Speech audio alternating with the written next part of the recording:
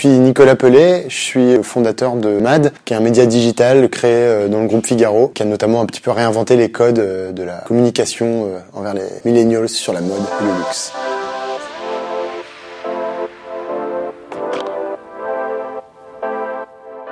Clairement, pour les maisons de luxe aujourd'hui, le but c'est de trouver les moyens d'adresser cette génération qui sont en partie leurs futurs clients et puis surtout de le faire dans un univers qui est considérablement repensé, où les cartes sont redistribuées avec une conversation beaucoup plus directe entre les marques et l'audience, avec l'arrivée des influenceurs, avec cette notion d'influence en fait en général qui est beaucoup plus étalée et divisée entre des acteurs différents. Donc ces marques, elles doivent continuer de s'adresser à tout le monde et particulièrement à ce jeune public, en restant désirables, en restant actuelles et sans non plus complètement dénaturer ce qu'elles sont et notamment leurs produits.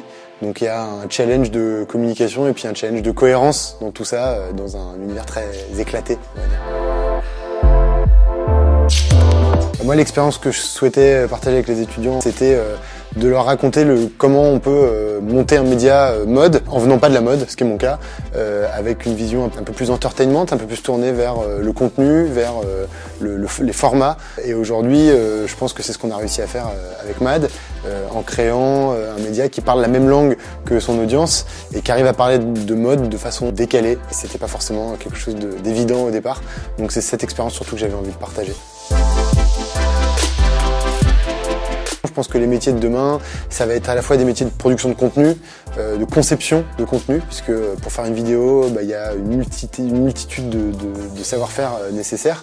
Il faut savoir écrire, il faut savoir scripter, il faut savoir tourner, il faut savoir monter, habiller, designer, etc. Mettre en musique. Donc il y a toute une série de métiers techniques sur la production de contenu. Et puis je crois qu'il y a aussi pas mal de métiers sur l'analyse et la compréhension des datas. On a énormément de données, énormément de choses à mesurer. Après, il faut voir ce qu'on en fait. C'est-à-dire que c'est pas tout d'avoir des piles et des piles de data, c'est de leur donner du sens, de les comprendre, et puis surtout de leur trouver une utilité et une traduction après dans les stratégies.